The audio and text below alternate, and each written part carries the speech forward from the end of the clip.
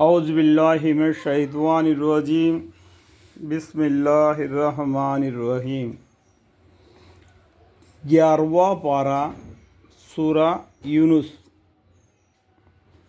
بسم اللہ الرحمن الرحیم، شروع کرتا ہوں میں اللہ کے نام سے جو نہایت مہربان بڑے رحم والے ہے۔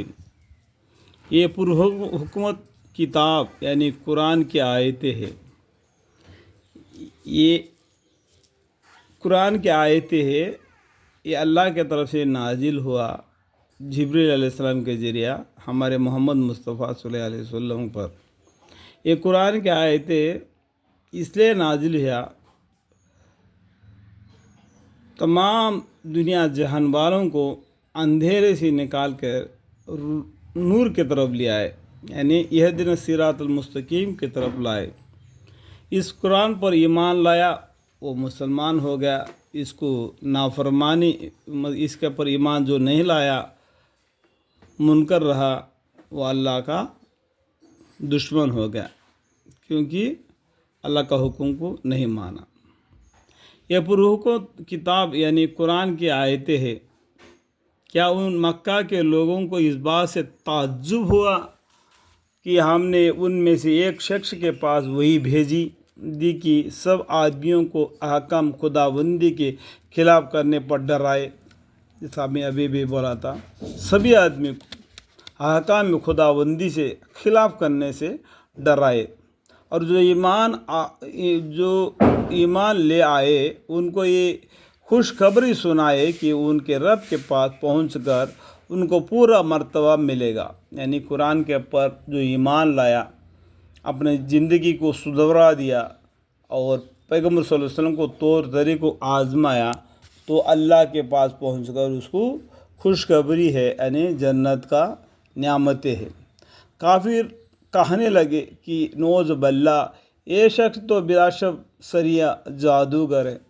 ہمارے پیغمبر کے بارے میں اس طریقے سے جو کافر لوگوں نے الٹے سلٹے باتیں کی ہے کہ یہ جادوگر ہے کر کے۔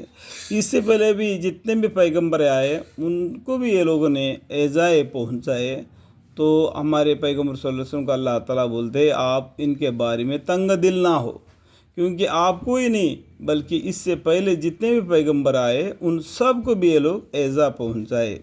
بلا شک تمہارا رب حقیقی اللہ ہے، جس نے آسمانوں کو اور زمین کو 6 روز کے مقدر میں پیدا کر دیا، پھر عرش یعنی تخت شاہی پر قائم ہوا۔ اللہ تعالیٰ زمین آسمان کو 6 روز کے اندر پیدا کیا اور عرش الہی پر وہ بیٹھا۔ یہ اس کے اللہ کے کرسی کے نیچے یہ سب 7 آسمان اور 7 زمین آ گئے۔ اتنا بڑا اللہ ہے۔ ان ربکم اللہ الذی خلق السماوات والارض فی 6 ایام ثم استوى علی العرش یدبر الامر ما من شفیع الا من بعد اذنہ ذالکم اللہ ربکم فاعبدوہ افلا تذکرون۔ وہ ہر کام کی مناسب تدبیریں کرتا ہے، اس کے سامنے کوئی سفارش کرنے والا سفارش نہیں کر سکتا بدون اس کے کی اجازت کے، یعنی اللہ کی اجازت کے بغیر کوئی کسی کو سفارش نہیں کر سکتا۔ ایسا اللہ تمہارا رب حقیقی ہے، سو تم اس کی عبادت کرو اور شرک مت کرو۔ اللہ ڈراتا ہے قرآن کے ذریعہ، شرک مت کرو، ایک اللہ کی عبادت کرو۔ کیا تم اس دلائل کے سننے کے بعد پھر بھی نہیں سمجھتے؟ افلا تذکرون، پھر بھی نہیں سمجھتے؟ اتنا کھلم کھلا تم کو سمجھانے کے بعد بھی تم سب کو اسی کے یعنی اللہ ہی کے پاس جانا ہے۔ سبھی انسانوں کو ایک دن قیامت کے دن اللہ ہی کے پاس جانا ہے، نام اعمال لے کے اس کا حساب اللہ کے سامنے دینا پڑے گا۔ اللہ نے اس کا سچا وعدہ کر رکھا ہے، یہ اللہ کا سچا وعدہ ہے، اللہ کا وعدہ کبھی جھوٹا نہیں ہو سکتا۔ بے شک وہی پہلے بار بھی پیدا کرتا ہے، پھر وہی دوبارہ بھی قیامت کو پیدا کرے گا۔ یعنی پہلے بار پیدا ہونا کیا ہے؟ جو ماں کے پیٹ میں 3 تاریخوں میں اللہ نے اس بندے کو روح ڈال دیا، اس کو اس کو بدن کو درست کر دیا، جیسا کان، ناک، آنکھ، زبان اور پیر، ہاتھ، انگلیاں تک کا اس کو ماں کے پیٹ میں سنوارا اور اس کو روح ڈال کے باہر آنے کا راستہ آسان کر دیا۔ ایک تو یہ ہو گیا۔ دوبارہ اس دنیا میں آنے کے بعد وہ مرے گا اور برزخ میں زندگی میں جائے گا۔ پھر بعد میں اللہ تعالیٰ سور پھونکنے والے فرشتے سے بولے گا کہ آپ سور پھونکو، تو یہ دوبارہ یہ اخروی زندگی بولتے ہیں، یہ قیامت قائم ہوگا، یعنی دوبارہ زندہ کرنے کا اس کا معنی ہے، اس لیے میں یہ بات بولا، دوبارہ بھی قیامت کو پیدا کرے گا اس طریقے سے، تاکہ ایسے لوگوں کو جو کہ ایمان لائے اور انہوں نے نیک کام کے انصاف کے ساتھ پورا جزا دے، مطلب جو نیک کام کرتے ہیں ان کو انصاف کے ساتھ اللہ تعالیٰ پورا جزا دے گا، اور جن لوگوں نے کفر کیا ان کے واسطے آخرت میں کھولتا ہوا پانی پینے کو ملے گا۔ یہ جہنم کے عذاب ہے۔ آپ فضائل اعمال میں یہ کون سا قصص صلی اللہ انبیاء میں پیغمبر صلی اللہ علیہ وسلم نے شب معراج کا جو قصہ لکھا ہوا ہے، وہ پڑھنے سے آپ کو اس کے بارے میں اور بھی آگے اور معلوم پڑ جائے گا، اور دردناک عذاب ہوگا ان کے کفر کی وجہ سے۔ وہ اللہ ایسا ہے جس نے آفتاب کو چمکتا ہوا بنایا، یعنی سورج کو، اور چاند کو بھی نورانی بنایا، یہ نورانی بنایا۔ یہ کس لیے؟ چاند کو اپنا خود کی روشنی نہیں ہے، آفتاب یعنی سورج کو خود کی روشنی ہے، ایک خود کی روشنی سے چاند وہ نورانی لے لیتا ہے، وہ رات میں پھیلا دیتا ہے۔ جب دن ہو جاتا ہے، جب آفتاب نکلتا ہے تو وہ آفتاب سے وہ نور کو اپنے طرف لے جاتا ہے۔ آج کل کی جو کرنٹ کا لائٹ بھی ہے، جب آن کر دیتے ہیں تو کرنٹ اپنے میں کھینچ لیتا ہے، کچھ وقت تک کرنٹ جانے کے بعد بھی وہ ہم کو روشنی دیتا ہے۔ جب اس کا وہ روشنی کا وقت ٹائم ختم ہو جاتا ہے تو وہ بھی بے نور ہو جاتا ہے۔ ویسا ہی چاند بھی آفتاب سے نور کو لے لیتا ہے اور وہ نور کو رات میں ہم کو پھیلا دیتا ہے، اور اس کی چال کے لیے منزلیں مقرر کیے، مطلب چاند کے لیے، تاکہ تم برسوں کی گنتی اور حساب معلوم